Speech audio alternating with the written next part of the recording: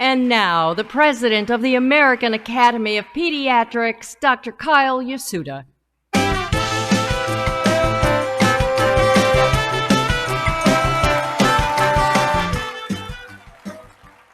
How am I supposed to follow those kids? It's just not fair. Let's give them another round of applause.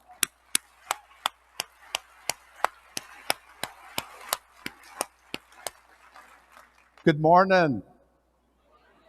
Thank you. And welcome to you, my colleagues from across the U.S. and all corners of the world. I understand we have with us over 2,000 visiting pediatricians from 58 countries.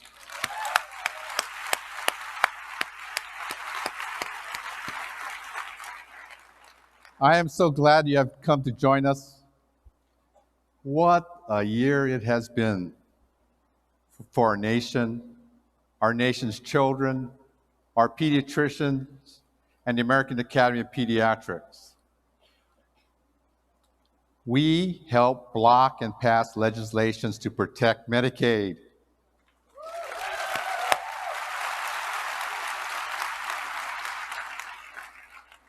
We convince lawmakers to change policies harming immigrant children.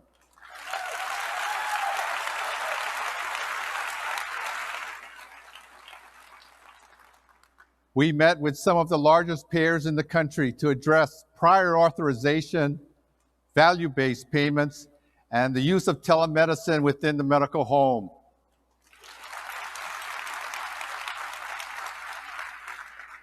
We stepped in to remove reclined infant sleepers from the market.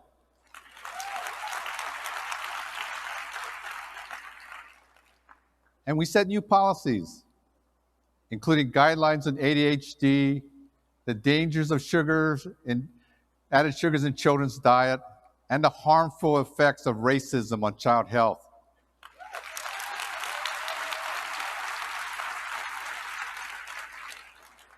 We established an AAP equity agenda to embed the values of diversity and inclusion in our organization and throughout child health.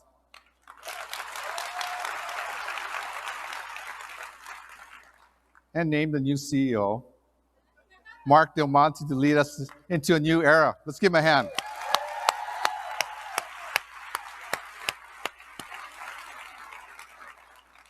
We embarked on new partnerships with organizations and industry, including a campaign we'll be launching soon with toy company Melissa and Doug to promote the power of play.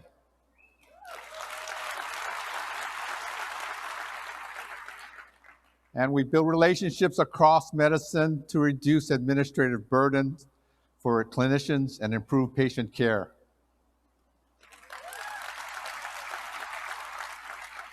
Yeah, that was a pretty good year. Yet 2019 brought us the return of measles, the first cases of vaping-related lung illness, a decrease in the number of children with health coverage, thousands of children dying of firearm-related injuries, and the emergence of troubling media narratives questioning the science behind abusive head trauma. While on the surface these challenges seem unrelated, I believe they reflect two troubling cultural and political forces that threaten child health. We're seeing both a diminished trust in government and institutions and a rising sense of individualism that emphasizes personal autonomy over public health.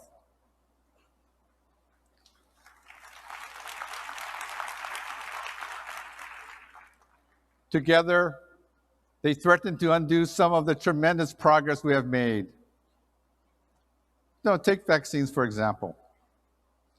Back in 1964, when the Johnson administration called for mass inoculation as part of its Great Society, polls showed that 77% of Americans trusted government to do the right thing most or all of the time.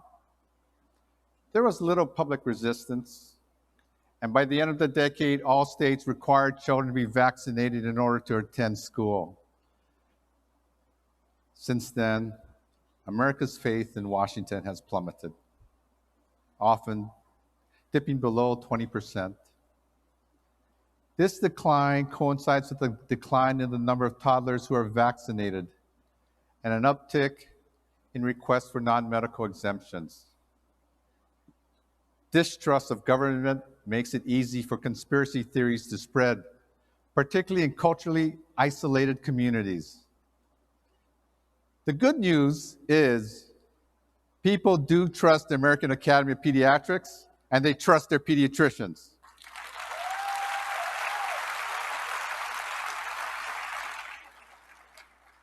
Still, with 6 out of 10 people going online to get medical information, it was time to fight this battle on the digital playing field.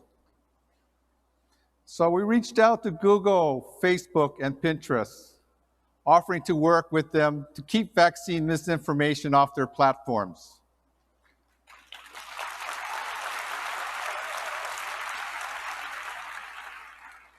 Now, when you search these sites for vaccines or immunizations, the first thing that pops up is content from the AAP,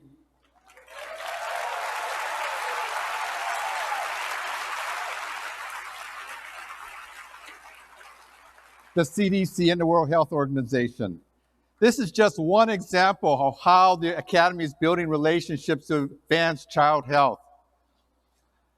Another is our Gun Safety and Injury Prevention Initiative, where we hosted a group of nearly 100 experts with different cultural, political, and gun-owning backgrounds to come together and solve the gun violence epidemic. There we were, physicians, teachers, law enforcement officers, public health officials, community, business, and faith leaders, all in one room, creating state and local action agendas to reduce gun injuries and deaths. On the national level, we advocated for and saw pass a House funding bill that provided $50 million to the CDC and the NIH to study gun violence prevention.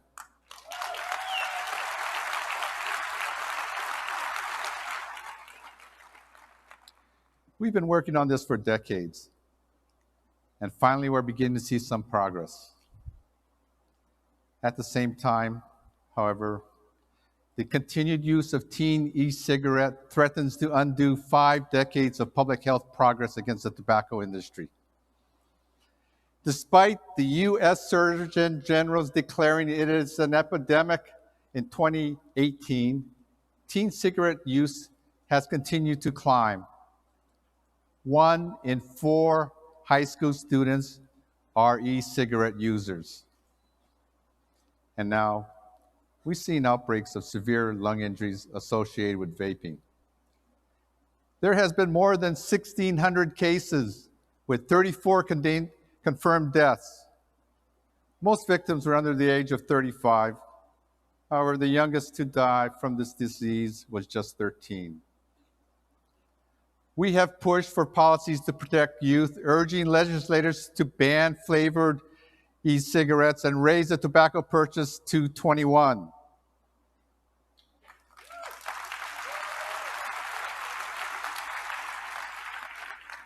However, more trouble is emerging. Lately, media coverage of child abuse, particularly abusive head trauma, has been equating unfounded theories with science and portraying child abuse pediatricians as vigilantes, separating children from their loving parents. Both themes are being promoted by defense attorneys representing clients of child abuse and share similarity with narratives being used to undermine vaccine. We are concerned this will lead parents not to trust pediatricians to treat their child's injuries. So, we will soon be rolling out a media campaign to correct misinformation and reframe the narrative to focus on the needs of children and accurately portray the specialty of child abuse pediatrics.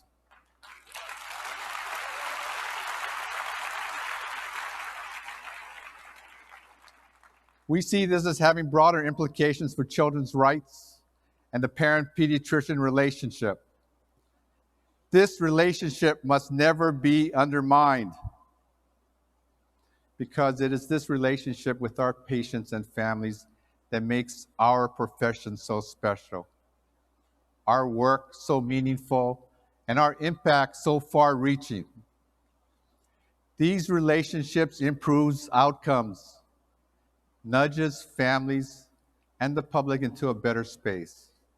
This is certainly true when it comes to what may be the defining issue of our time, climate change.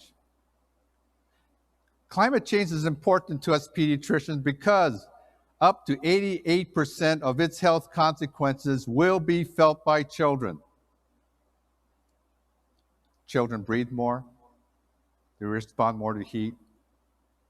They're on the ground picking things up and putting it in their mouths. Their immune systems are developing. Their lungs are more susceptible to damage from ground-level ozone. These exposures can lead to more asthma flare-ups, emergency room visits, and vector-borne illnesses. Recently, we joined 70 other medical and public health organizations to put forth a climate agenda for policymakers and government officials.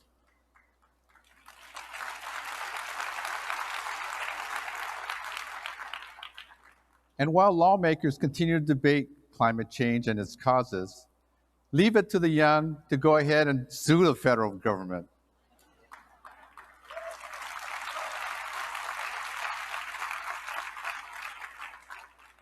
In Juliana versus United States, better known as the Climate Kids lawsuit, the plaintiffs are holding the government accountable for its role in creating a dangerous climate system that violates their right to an environment capable of sustaining life. It is a novel legal strategy. We saw its merits and wanted to help. So the AAP got together with the American Heart Association and others to submit an amicus brief on their behalf.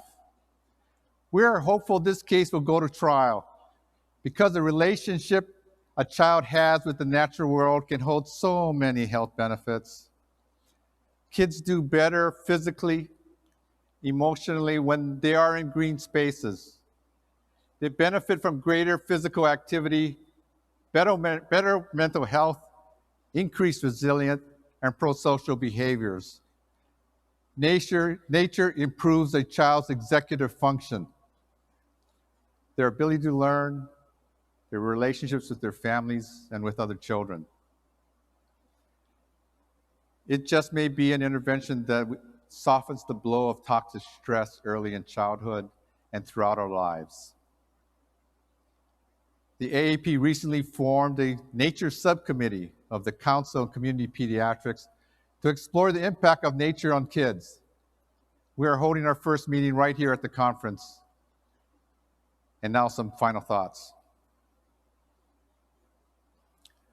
I've shared some of the year's highlights, as well as how our society's tendencies towards distrust and personal autonomy manifest themselves in ways that can be harmful to public health. We hear a lot about personal liberty, equality, and diversity, and all are important. But what is missing is unity. Building trust and relationships that hold society together. This is what the moment calls for. This is what the AAP does so well. In my years with the Academy, I have never seen the AAP make a decision where anything other than the best interest of children was at the heart of it. This is what has built trust. This is what makes us a leading national voice. This is what binds us together as an organization. Our 67,000 members come from different countries and ethnic backgrounds and hold different religious beliefs, political views, and career aspirations. We may disagree with each other, debate with each other, and even at times enrage each other. But we will always, always be there for one another, advancing child health, advocating for reforms, shaping our nation's future, and assuring that the arc of history always bends towards progress. This is our calling. This is our character. This is what we're here to do. Let us keep leading the way forward. Thank you.